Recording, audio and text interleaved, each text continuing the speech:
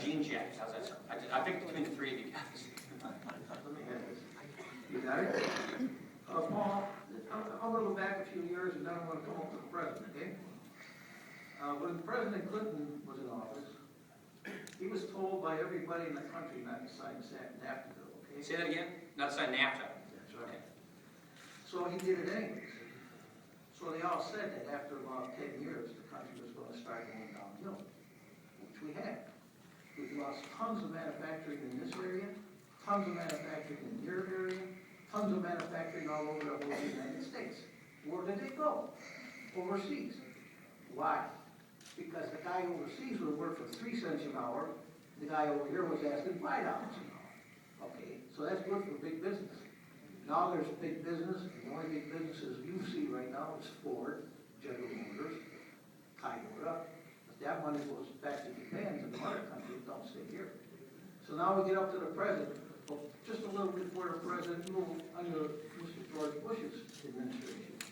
At that time, he tried to get Social Security to go into the boys in New York, okay?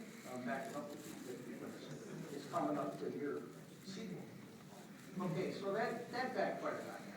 Now, you come up with this idea of having Medicare with these people that are coming into the future at age 54, 55 and up, that the government's going to say, okay, we'll pay you so much back for the plan that you have. So that means that kid's got to pay the difference, right? Mm-hmm. Okay, I don't think so. You know why? Do you know anything about Medicare? Well, I'm not on it, no. That's what I'm driving at. Now, the federal government says, okay, I just want to get to your question because there's a lot of people here. I understand, I'm going to make it short.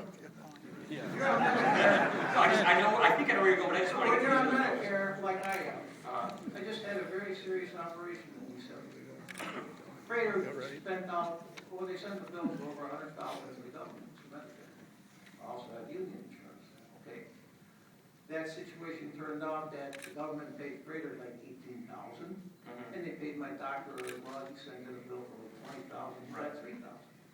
Now, you can't tell me that Medicare is going busted on those kind of figures.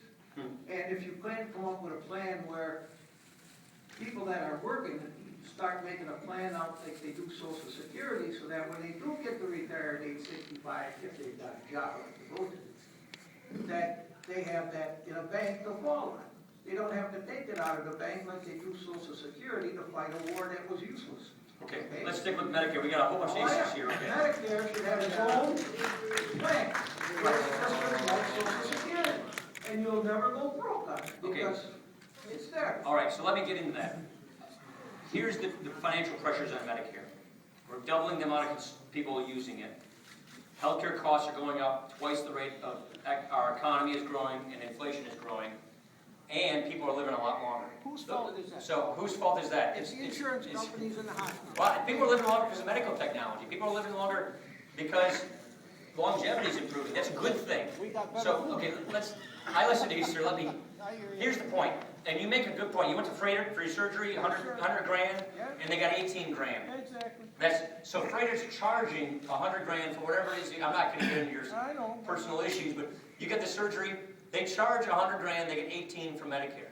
Okay, that is typically how it happens now. Right. So what's happening is, in Medicare and Medicaid in particular, the providers of our healthcare services are not getting reimbursed for their true costs of providing it. So what they are doing is they're overcharging people who are private payers. They're overcharging people with private health insurance, people who are under 65, and that is one of the biggest contributors to high health inflation. Let me finish. So, no, let me get to I gave you plenty of time. So what I'm saying is, going down that path further, which is what the President's plan does, which is just lower more reimbursements to providers, so instead of getting 18 grand, they get less than that. All that's going to do is two things. It's going to cause healthcare costs to go up on everybody else, and it's going to lead more and more providers to stop seeing Medicare patients. Now, is this just some wild theory I have? No, this is what you're getting from the provider community. More to the point, the President's own chief Medicare actuary is telling us, if you keep going down this path, if you have this board the President's putting in charge of cutting about $1 trillion out of Medicare for the current senior generation, it's going to cause more providers to stop taking Medicare, and it's going to fuel inflation on everybody else. So this is why we're saying that is not the way to save the program. The way to save the program is to have these kinds of reforms for the next generation without tampering with the current generation. And yes, have more choice and competition. Look, you're right about insurance companies, but it's also the same for government. Monopolies don't work. Whether it's a government monopoly or a corporate monopoly, they don't work. They waste a lot of money, they charge high prices, and they're not sensitive to their consumers. So let's not have a monopoly run this program. Let's have individuals be in charge of their own decisions and force these providers to compete against each other for our business. That's the point we're trying to make. What I'm trying to say, the rest of the bill. what I'm trying to say is that Sergeant at arms. Look, I can begin a debate with every single person here. How about, how about the guy right here? But I'm